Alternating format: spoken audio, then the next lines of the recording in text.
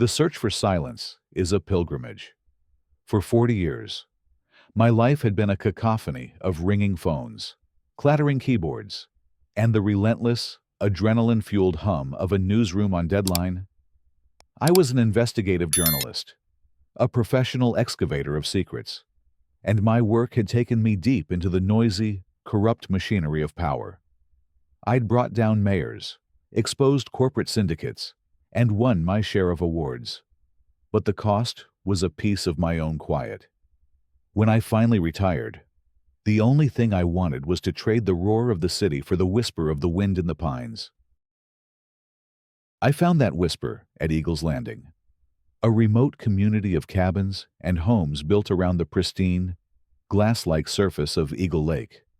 My cabin was a small, rustic A-frame, built by a loving hand 50 years ago, with a sprawling deck that hung out over the water. It was my sanctuary, a place to finally write my memoirs, to fish, to listen to the loons, and to let the silence heal the noise of a long and turbulent career. For the first month, it was a profound and beautiful peace.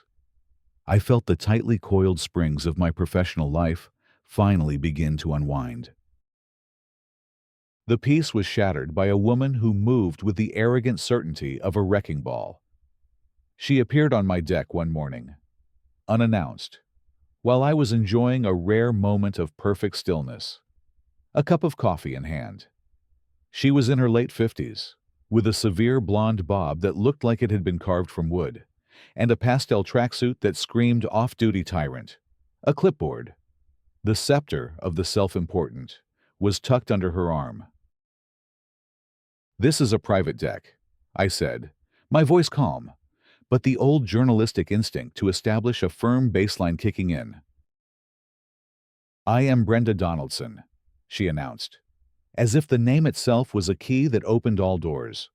"President of the Eagle's Landing Homeowners Association. And this deck is in violation." I stood up slowly. I'd spent my life interviewing and analyzing people like her. Small people who had acquired a small amount of power and wielded it with the ferocity of a cornered badger. She had the same tells as the corrupt city councilman. I'd once exposed the unwavering, unblinking stare, the slight, superior tilt of the head, the absolute certainty in her own righteousness. "A violation of what, precisely?" I asked. My tone even.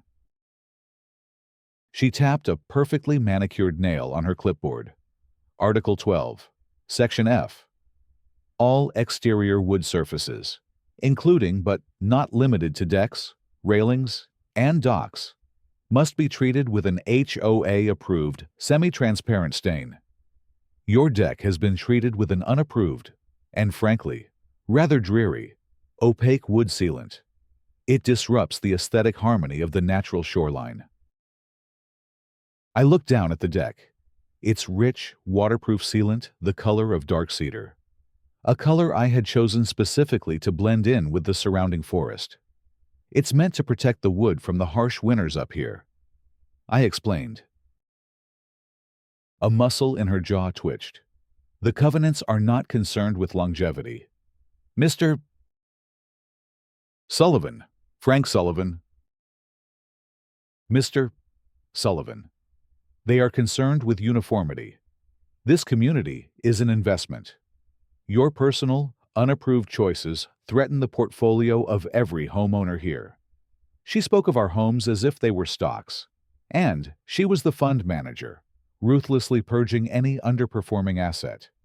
You have 30 days to strip this sealant and apply an approved stain, a list of which is available from the HOA office, for a small administrative fee, of course. She turned to leave, her mission accomplished. "And one other thing," she added, her eyes narrowing as they fixed on the small, discreet satellite dish tucked under the eave of my roof. "That is a flagrant violation of Article 9. We have an exclusive contract with a community-wide internet provider. That dish needs to go." She marched off, leaving a wake of spoiled tranquility. I stood there, the warm coffee mug suddenly cold in my hands. The peace I had come for was already under siege. My old life had been about uncovering and dismantling corrupt systems. I had a sudden, sinking feeling that my retirement was going to involve doing the exact same thing, just on a much smaller and infinitely more frustrating scale. The game was the same, only the players had changed. My first instinct, the old journalistic habit of a lifetime, was to dig, to pull the public records on Brenda Donaldson, to read the fine print of the HOA covenants, to start building a file. But I resisted. I was retired. I was here for peace, not for another investigation. My wife, may she rest in peace, had always told me I didn't know how to turn it off. This, I promised myself, was where I would learn. I would be a good neighbor. I would comply. The battle began with the satellite dish. The HOA's exclusive internet provider offered a service that was, by modern standards, glacial and exorbitantly expensive. My memoirs, my connection to the world, relied on a stable internet connection. Removing the dish felt like severing a lifeline. But in the spirit of peace, I drafted a polite, formal request for a variance, outlining the technical necessity of the dish for my work as a writer. I sent it via certified mail. The response was a curt, one-sentence denial from Brenda, followed by a $100 fine for failure to remediate an architectural violation. The fines then began to cascade, a steady, punitive rain designed to wear me down, a $50 penalty for my stack of firewood being irregularly shaped and aesthetically displeasing, a $75 citation for the small, native wildflowers I had allowed to grow near the shoreline, which were classified as unapproved landscaping. Each notice was a small, sharp jab, a reminder of who was in control. I found myself falling back on old habits despite my best intentions. I created a file, a thick accordion folder labeled Donaldson, B, Eagles Landing, HOA. Every notice, every letter, every canceled check for the fines I reluctantly paid was meticulously filed. I created a timeline, a spreadsheet, a document of her escalating aggression. It wasn't an investigation. I told myself. It was just good record-keeping. One afternoon, my old editor from the paper, Bill Peterson, called to check in on me. "So, Frank, how's the book coming?" he asked. His voice a familiar, gravelly sound from a world I was trying to forget. "Have you figured out how you're going to gracefully explain that time you bluffed your way into Governor Corrigan's office?" "Slowly, Bill, slowly," I said, looking at the stack of violation notices on my desk. "I'm a bit bogged down in some local political research at the moment." "Oh yeah, what's the story?" "No story," I said quickly. "Just a small-time tyrant running a homeowners association like a police state. The tactics are surprisingly familiar. Manufactured crises, arbitrary enforcement of rules, a complete lack of transparency. She reminds me of that corrupt union boss we investigated back in the 90s. Same playbook." "Sounds like you've got her number." Bill chuckled. "Just don't let yourself get pulled back in. Frank, you've earned your peace." His words were a warning, but they were too late. I was already pulled in. The quiet, analytical part of my brain, the part that had spent a lifetime connecting dots and sensing patterns, was fully engaged. I knew this wasn't just about a satellite dish or wildflowers. This was about power. And Brenda Donaldson was a woman who would not stop until she had absolute control over her small, lakeside kingdom. I paid the fines. I trimmed the wildflowers. I restacked the firewood until it was a work of geometric art. I did everything a good, compliant neighbor should do. But my compliance was a mask for my observation. I was watching, I was documenting, and I was waiting. In my experience, people like Brenda Donaldson, when faced with quiet resistance, always, always overplay their hand. And I wanted to have a perfect, detailed record of it when she did. The shift from bureaucratic warfare to a more direct, physical campaign of intimidation came as no surprise. In my years as a journalist, I had seen the pattern time and time again when the system of rules fails to yield the desired result for a tyrant. They begin to operate outside of it, in the shadowy world of deniable aggression. Brenda Donaldson, frustrated by my calm, documented compliance, now sought to make my sanctuary a place of discomfort and anxiety through a series of petty but pointed acts of vandalism. The first target was, predictably, the satellite dish. I woke one morning to find my internet connection dead. A quick inspection revealed the cause. The thick, coaxial cable running from the dish to the house had been severed. It was a clean, neat cut, made with a pair of lineman's snips or something similar. It was a deliberate, almost surgical act of sabotage. There was no way to prove who had done it. Of course, the location of the cut, tucked away under the eave, was not visible from the road or from my neighbor's properties. It was a cowardly, effective message. I didn't get angry. I got methodical. I took a series of high-resolution, macro photographs of the cut cable, documenting the tool marks on the copper wire. I logged the date and time of the discovery. I filed a report with the service provider, establishing an official record of the outage and its cause. Then, I repaired the cable myself, encasing the splice in a thick, waterproof conduit. The incident report and the photographs went into the Donaldson file, under a new tab, Property Damage. The attacks grew more personal. I owned a small, vintage wooden fishing boat, a beautiful old vessel I had lovingly restored. I kept it tied to my private dock. One morning, after a night of heavy rain, I went down to the dock to find the boat sitting dangerously low in the water. I discovered that the custom-fit canvas cover had been unlatched and thrown into the bushes, allowing the boat to fill with gallons of rainwater, nearly swamping it and ruining the inboard engine. Again, the act was deniable. The wind must have caught it, was the predictable excuse I knew Brenda would offer if confronted. But the latches were firm and protected by a lip of wood. The wind could not have opened them. This was a human act, a deliberate attempt to damage something I clearly cherished. I spent the entire day bailing out the boat, my muscles aching, a cold, slow-burning anger simmering in my chest. This was no longer just about rules or aesthetics. This was a campaign of targeted, personal harassment. That evening, I did what I had been resisting for weeks. I installed a security system, but I approached it like an old-school investigative journalist setting up a sting operation.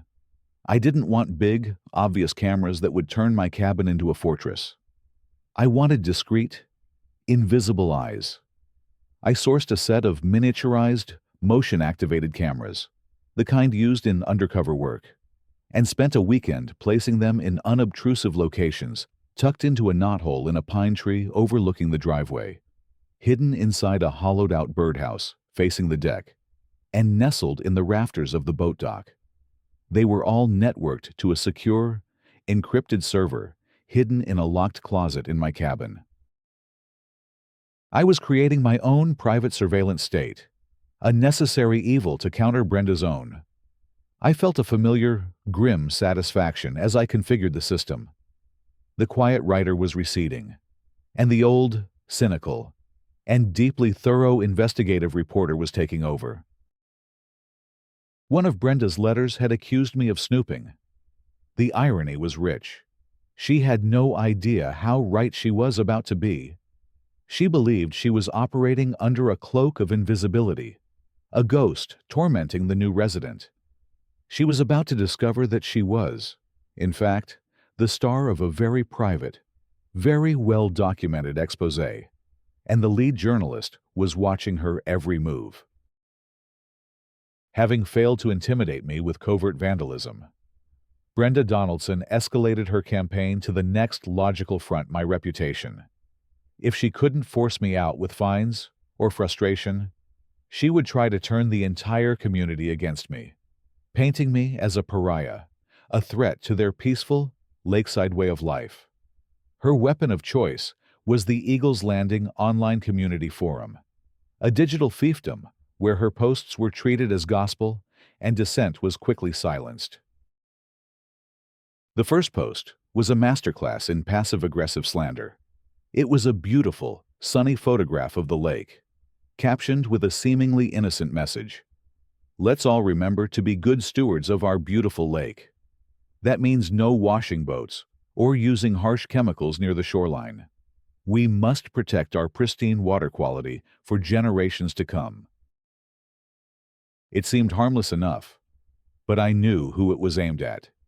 The day before, I had been washing down my boat with a bucket of lake water and a soft, biodegradable soap, a fact she conveniently omitted. The comments from her loyalists quickly clarified the target. Is this about the new guy in the old cabin? I saw him down on his dock with a bucket. So irresponsible. Brenda's reply was a masterstroke of feigned concern. I would never single anyone out. It's just a general reminder for all of us to be careful. She was building a narrative, brick by brick, that I was a careless, disrespectful outsider who was a threat to their shared environment. The attacks grew more pointed and personal. She had, through some local gossip or a simple background check, discovered my former profession. She began to wield it like a weapon. It has come to my attention, she wrote in one post, that a certain new resident is a retired journalist from the city. Let's all be on our guard. These people are professional snoops and troublemakers. He's probably planning on writing some kind of nasty, tell-all book about our quiet community. Don't give him any ammunition. In her paranoid little world, my quiet, solitary writing was not a retiree's hobby, but a sinister intelligence-gathering operation. She was projecting her own corrupt nature onto me, assuming I was there to expose her. The irony was that her own actions were creating the very story she feared I would write. The digital slander campaign had a real and chilling effect. The few neighbors who had been friendly became distant and suspicious. My quiet walks around the community were now met with cold stares. I was an outcast, a man convicted in the court of Brenda Donaldson's online opinion. I didn't engage. I didn't defend myself on her forum. Arguing with a propagandist on their own turf is a losing battle. Instead, I continued my meticulous documentation. I created a new, thick section in the Donaldson file labeled libel and slander. Every post, every comment was screenshotted, its URL and metadata captured and printed out. I called my old editor, Bill Peterson, not for advice, but just to hear a sane, friendly voice. She's running a classic smear campaign.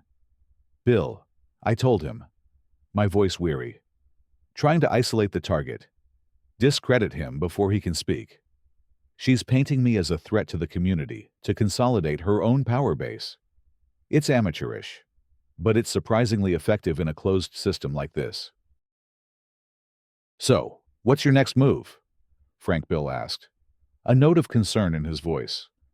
Are you just going to let her get away with it? I'm letting her build her case, I said, a cold, hard resolve in my voice. She thinks she's writing a story about me. She doesn't realize she's actually writing her own indictment. Every lie she posts is another paragraph in a story that is not going to have a happy ending for her. The isolation was real, and it was painful. But I had spent a lifetime dealing with liars and tyrants. I knew that their greatest weakness was their own arrogance. Brenda was so convinced of her own power, of her own narrative, that she had no idea her every word was being logged, her every action recorded. She was the subject of the most thorough investigation of my entire career, and she was blissfully, stupidly, unaware of it. Having successfully poisoned the well of public opinion and painted me as a pariah, Brenda Donaldson moved to her next and most predictable level of escalation.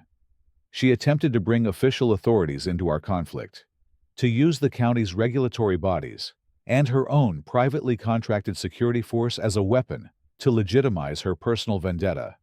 It was a dangerous, desperate gambit, the act of a tyrant who needs the stamp of officialdom to validate their own cruelty. Her first move was to use the HOA's own pet security firm, a company called Eagle Eye Security that consisted of two aging, out-of-shape men in ill-fitting uniforms. They began to perform welfare checks on me, a clear tactic of intimidation. They would show up at my cabin at odd hours, at dusk or early in the morning, banging on my door and demanding to know if I was all right, claiming a neighbor had reported strange noises. The first time it happened, I was polite. I assured them I was fine and sent them on their way. The second time, my journalistic instincts took over. Who, precisely, reported these noises, I asked, my voice calm but firm. What time was the report made? I'd like a copy of the official incident log, please. The two guards, clearly not accustomed to being questioned, stammered and retreated, promising to have their supervisor call me. Of course, no one ever called. But the welfare checks stopped. I had demonstrated that I knew the language of procedure, and it had spooked them. Brenda's next move was to call the county zoning and permitting office. She filed a formal, anonymous complaint, alleging that my deck was an unpermitted structural extension that violated shoreline setback regulations. A county inspector, a weary-looking man named Henderson, arrived a week later. I met him on the deck, a thick file in my hand. "Mr. Sullivan," he began, "I'm here to inspect a complaint about this deck." "I know," I said, cutting him off politely, "and I think I can save you some time." I opened the file. This is the original building permit for this cabin, filed in 1978. As you can see, the deck is included in the original architectural plans, which were fully approved by the county. This is the official survey from the same year, showing the structure is well within all setback requirements. And this, I added, pulling out another document, is a copy of the county's grandfather clause, which exempts existing, legally permitted structures from any subsequent changes in the zoning code. The inspector stared at the documents, then at me, a look of grudging respect in his eyes. He had clearly expected a confused, defensive homeowner, not a man who had pulled 40-year-old public records to defend his property. "Well, Mr. Sullivan," he sighed, closing his notebook, "it appears you've done your homework. This complaint is baseless." As he was leaving, he paused. "You know," he said, "you're the third person in Eagle's Landing this month to be hit with a bogus zoning complaint from an anonymous source. Something weird is going on out here." I knew what was weird. It was Brenda. Her attempts to use the system against me were failing because I understood the system better than she did. I had spent a lifetime navigating the labyrinthine corridors of bureaucracy and law. She was an amateur, and her attacks were clumsy and easily deflected by a professional. But her failures were not discouraging her. They were making her more desperate. In my experience, when a cornered subject finds that the official channels are closed to them, They often resort to a final, direct, and unambiguous threat. They abandon the pretense of rules and embrace the raw, ugly language of violence. I knew that confrontation was coming, and I began to prepare for it. The final, inevitable confrontation was born of Brenda Donaldson's desperation. Her carefully constructed campaign of harassment had crumbled. The fines were being challenged. The vandalism was being documented. The slander was being ignored, and her attempts to weaponize the authorities had backfired, leaving her looking foolish and malicious. She was a cornered animal, her power slipping away, and all she had left was raw, unfiltered intimidation. The catalyst for the final threat was my own quiet investigation. I had noticed, in the HOA's laughably opaque quarterly budget reports, a series of massive, recurring payments to a company called Donaldson Landscaping and Maintenance, a company I discovered, with a simple corporate record search, was a shell corporation with a P.O. box address and a single listed officer, Brenda Donaldson herself. She wasn't just a tyrant. She was an embezzler, systematically looting the HOA's funds. I began to ask quiet, careful questions. I spoke to a few of the older, longtime residents, people who remembered a time before Brenda's reign. I asked about past projects, about the ever-increasing HOA dues. Word of my quiet inquiries inevitably got back to her. She confronted me at my dock one late afternoon. The sky was bruised with the colors of an impending storm, and the air was heavy and still. She didn't come in a tracksuit or a tennis dress. She was dressed in a severe black blazer, a woman ready for war. She was accompanied by the larger of her two eagle-eye security guards, a man whose presence was a clear and deliberate act of physical intimidation. "You've been asking questions, Sullivan," she said, her voice a low, dangerous hiss. There was no pretense of neighborly concern, no flimsy citation of a bylaw. This was raw and direct. "I'm a curious man, Brenda," I said calmly, not taking my eyes off hers, "and the HOA's finances seem opaque." A flicker of genuine, animal fear flashed in her eyes, quickly replaced by a mask of cold fury. "You are a guest in this community," she said, taking a step closer, her security guard mirroring her movement. "And you are a very, very rude guest. You need to stop digging into things that are none of your business." "The HOA's finances are the business of every homeowner here," I countered, my voice still even. She laughed, a short, ugly, humorless sound. "Let me be clearer. Then," she said, her voice dropping to a near whisper, "this is your final warning. Stop the questions. Stop the snooping. Be a good, quiet little neighbor, or you might find that life on this beautiful lake can be very dangerous." She let the threat hang in the air for a moment, then made it brutally, explicitly clear. "People who ask too many questions around here have accidents," she purred, a cruel smile twisting her lips. "Boats sink in the middle of the night. It's a tragedy. These old cabins, they have such old wiring. Electrical fires are so common. It would be a shame for your little writing project to go up in smoke." It was a direct, unambiguous threat on my life and my home. She had threatened to kill me, to burn down my sanctuary, all to protect her pathetic, corrupt little empire. The security guard took a half-step forward, his hand resting on the heavy-duty flashlight on his belt, a clear, menacing gesture. I looked from her hate-filled face to the silent, thuggish man beside her. In that moment, the last vestiges of the quiet, retired writer vanished, burned away by a lifetime of confronting bullies just like her. "Thank you, Brenda," I said, my voice as cold and still as the lake before the storm. "You've told me everything I need to know." My lack of fear, my calm, almost academic acceptance of her threat, seemed to unnerve her more than any shouting match could have. She stared at me for a moment, searching for a sign of weakness and finding none. She turned abruptly and marched away, her guard trailing in her wake. I stood on the dock for a long time, the first drops of rain beginning to fall. She had just handed me the final, critical piece of the puzzle. The story was complete.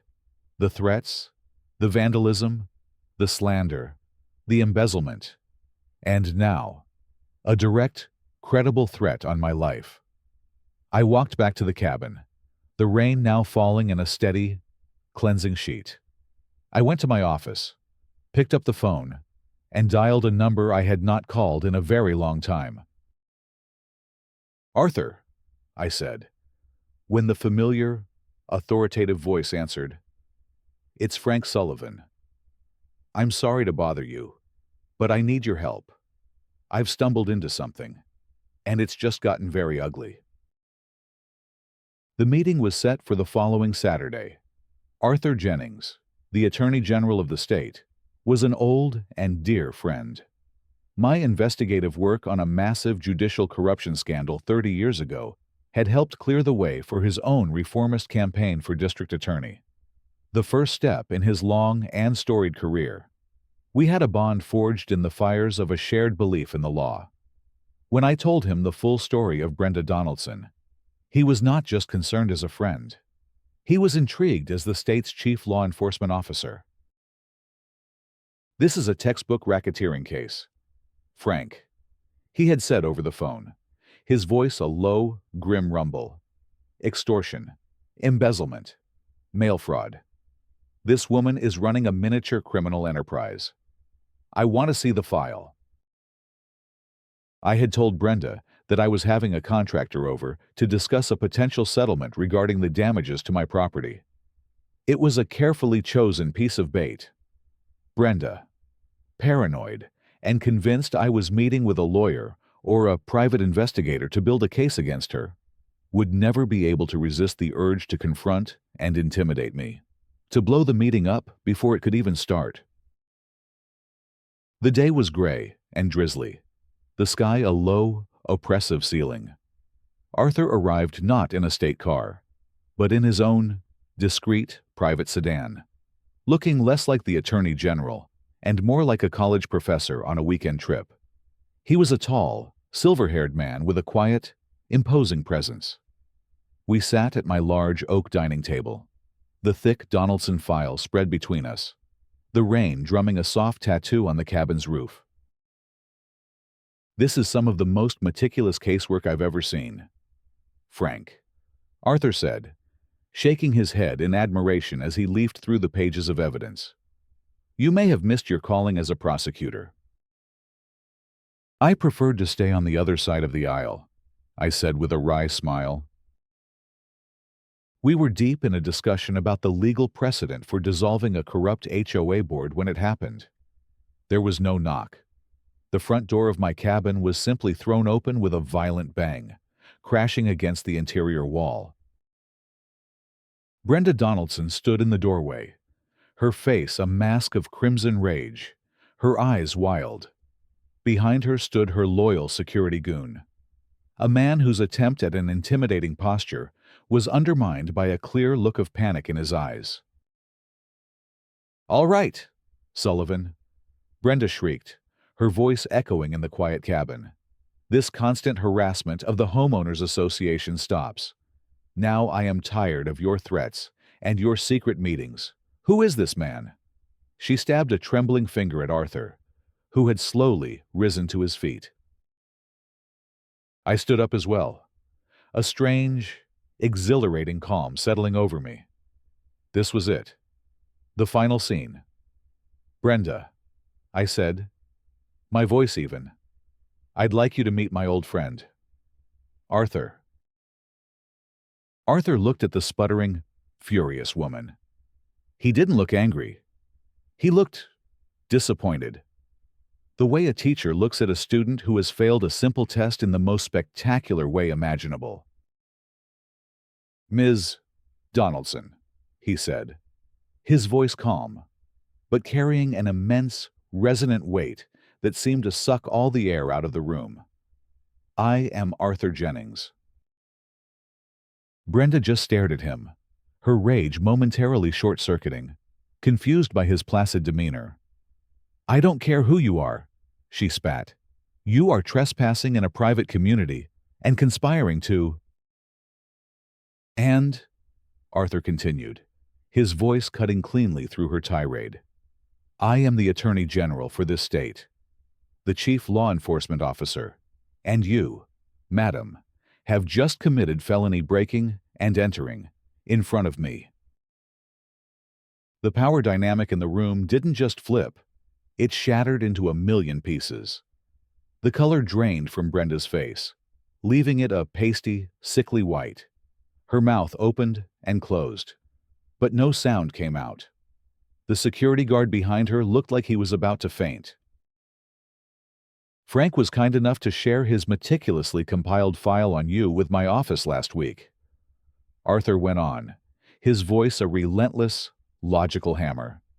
"The racketeering, the systematic embezzlement from the HOA reserve funds, the mail fraud you committed by sending your extortionate demands through the U.S. Postal Service. It's all there. A remarkably complete and well-documented case.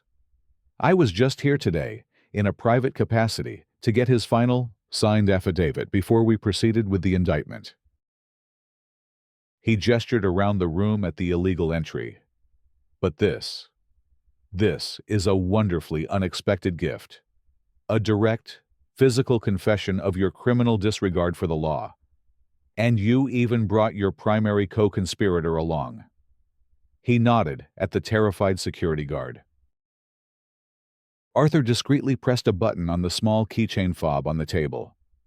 "Agent Riley," he said, his voice now crisp and official. "We're ready." Two large men in plain clothes, who had been waiting silently in an unmarked car at the end of my driveway, entered the cabin. They moved with a quiet, professional efficiency. One of them flashed a badge at the stunned security guard. "State Police. You're under arrest." Brenda Donaldson simply stood there, a hollow, broken statue, as the other officer approached her, handcuffs at the ready. She had come to my cabin to deliver a final, crushing blow, to assert her ultimate authority. And, in a final, beautiful irony, she had managed to do it by delivering herself directly into the hands of the one authority she could not bully, could not manipulate, and could not escape. The aftermath was a swift and systematic dismantling of Brenda Donaldson's corrupt empire. Her dramatic arrest at my cabin, in the presence of the state attorney general, created a legal and political firestorm that she could not escape. The state police, armed with the extensive evidence from my Donaldson file and a sweeping warrant signed by a judge, raided the HOA office and Brenda's home that very afternoon. They uncovered years of fraudulent bookkeeping, illegal kickback schemes, and a level of systemic embezzlement that shocked even the most cynical investigators. Brenda and her security chief were charged with a litany of state and federal crimes, from breaking and entering and witness intimidation to racketeering and mail fraud. Faced with an unassailable mountain of evidence, they both pleaded guilty to avoid a longer sentence. Brenda was sentenced to 5 years in a federal prison, a quiet, orderly place where the rules were not of her own making. The Eagles Landing Homeowners Association was dissolved by an order from the Attorney General's office and placed into state receivership. The investigation revealed that Brenda had systematically looted the community's reserve funds, leaving it on the verge of bankruptcy. The state oversaw the election of a new, transparent, and resident-led board, who inherited the messy task of rebuilding their community's finances and its trust.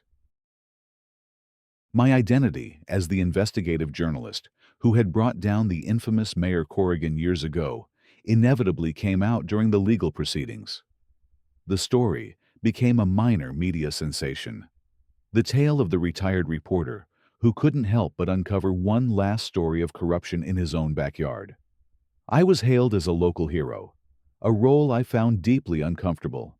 But the result was a newfound respect and a wide, peaceful berth from my neighbors.